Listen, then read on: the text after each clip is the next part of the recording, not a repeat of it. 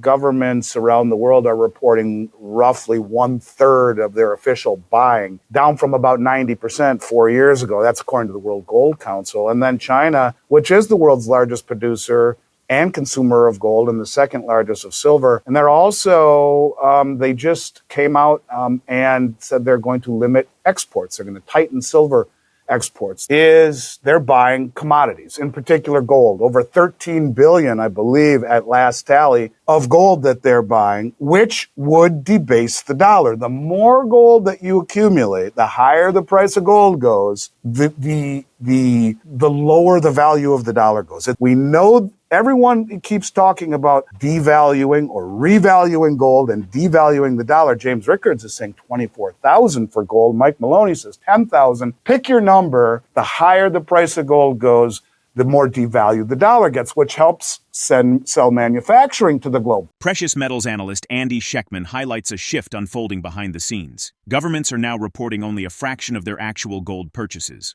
According to the World Gold Council, official disclosure has fallen from around 90% 4 years ago to barely 1/3 today, an unmistakable sign that nations are quietly accelerating accumulation. Schectman notes that China, already the world's largest producer and consumer of gold and a significant force in silver, is tightening export controls while simultaneously absorbing billions in physical metal. This silent buildup has profound implications. Every additional ton that central banks withdraw from the market pushes gold higher, and by extension, weakens the US dollar's purchasing power. Analysts like Jim Rickards and Mike Maloney point to targets ranging from $10,000 to $24,000 per ounce, not as speculation, but as the logical outcome of global revaluation. Higher gold means a structurally cheaper dollar, an advantage for nations seeking to revive manufacturing competitiveness. If you found this analysis helpful, make sure to hit that like button, share it with fellow investors who follow gold and silver, and subscribe so you don't miss the next big update. I think they have gone from doing everything they can to delegitimize gold and silver to making it far more in-your-face overt. Of course, you know that the U.S. just reclassified silver as a critical mineral amongst many others. And the amount of gold and silver that have been brought into the COMEX since last November is off the charts. And somewhere in the neighborhood of 200 million, but there are reports that just came out in the Financial Times that said that governments around the world are reporting roughly 1/3 of their official buying, down from about 90% 4 years ago. That's according to the World Gold Council. And then China, which is the world's largest producer and consumer of gold and the second largest of silver, certainly not being transparent how much they own. 10 times, they assume, more than what they are reporting. And they're also, they just came out and said they're going to limit exports. They're going to tighten silver exports. This is a race, if you will, to accumulate physical metal. And I think the government understands that, not just physical metal, all critical elements. And I think it's no longer about promises from a broke country, in other words, taking our treasuries, and more about who's got the real stuff. You can see this in the amount of deliveries coming off of all of the world's exchanges. You can see this in how the people that are importing hundreds of billions of dollars of metal into the United States are not just the most well-funded traders here in North America, if not the world. They're the most well-informed. But that goes hand in hand with what the central banks have been doing. The first podcast I did with you years ago, that was probably front and center what we talked about, how the central banks have been buying gold. Here you have and silver and other commodities, that you have the most well-informed traders in the world showing you what they are doing. And it's gotten to the point now where there's no reason hiding it any longer. And in particular, if you do want to debase or devalue the dollar, you do it in raising the price of all of the world's commodities, because we've become too accustomed to measuring the currency against a basket of crap currencies, the dollar index. It's not how you should do it. Dollar is down 8 or 9% against the dollar index, mostly the euro, but it's down 70% against silver, 65 or so percent against gold. And so I think it's come to the point where perhaps they do want to debase the currency. Even mainstream media is talking about it now, that it's not a hidden agenda. To me, what they aren't talking about, everyone says it's to pay down the debt.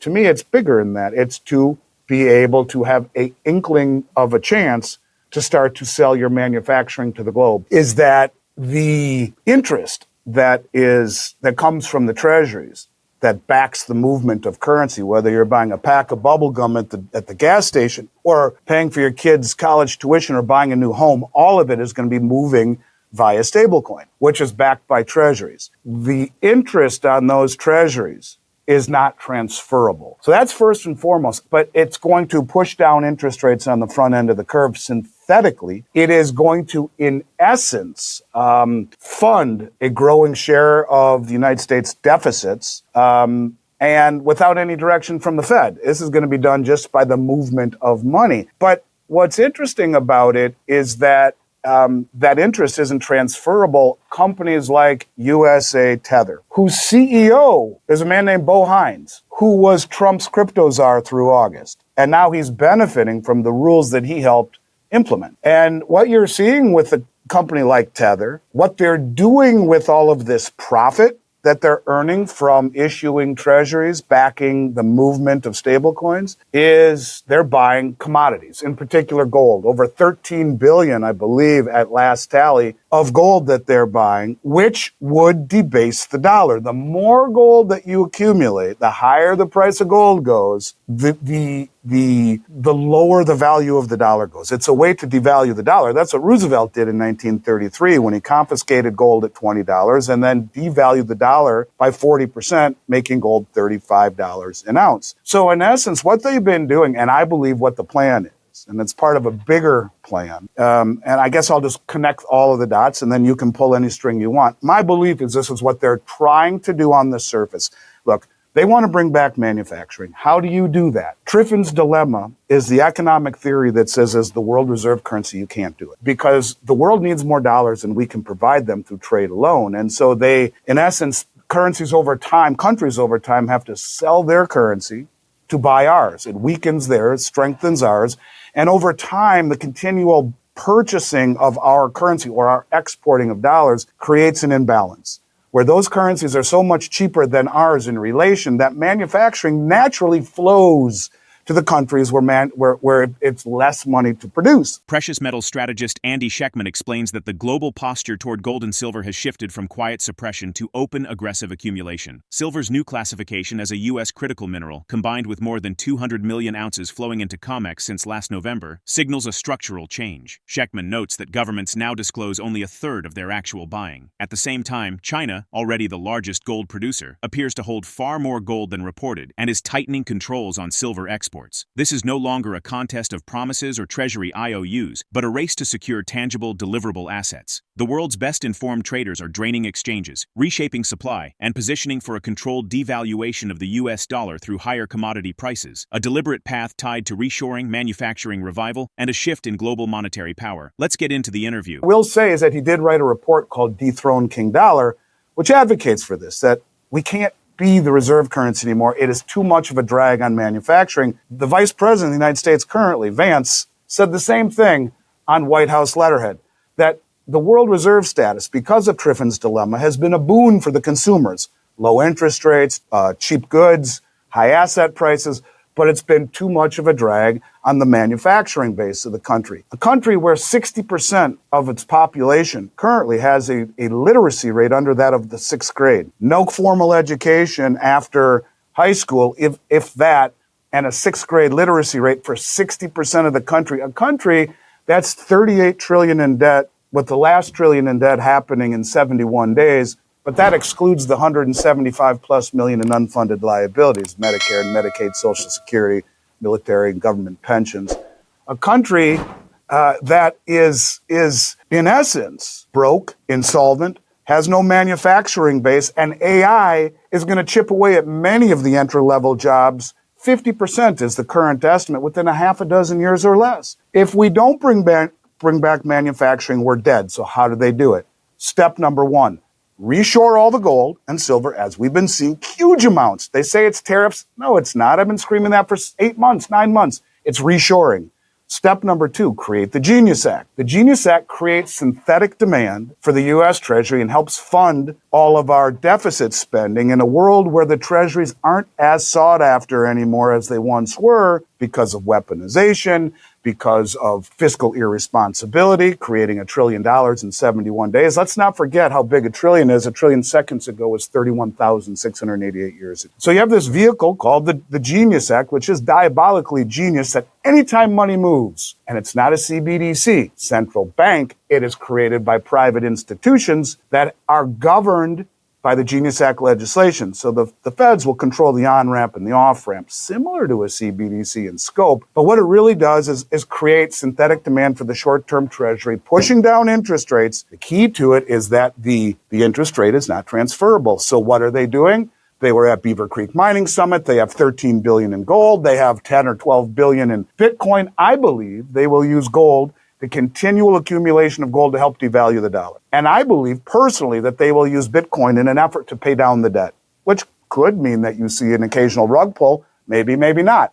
But what I do believe is that they will use it for that reason. This is my own personal belief, right, wrong, or indifferent. That's one half of it. What about the back end of the bond market? Well, Judy Shelton has been on my podcast twice, once with me about 7 months ago, once with Michelle McCory last month. In it, she says, Andy, in no uncertain terms, Trump has told me when I was part of the transition team that he will peg gold to the back end of the bond market on July 4th, 2026. She says this and she sticks to it. It's in her book. And she says he will do that, and that's the 250th anniversary of the country. He will do that to reestablish credibility. So how do you bring back manufacturing? Well, we got the front end of the curve handled. We know everyone keeps talking about devaluing or revaluing gold and devaluing the dollar. James Rickards is saying 24,000 for gold. Mike Maloney says 10,000. Pick your number. The higher the price of gold goes, the more devalued the dollar gets, which helps sell manufacturing to the globe.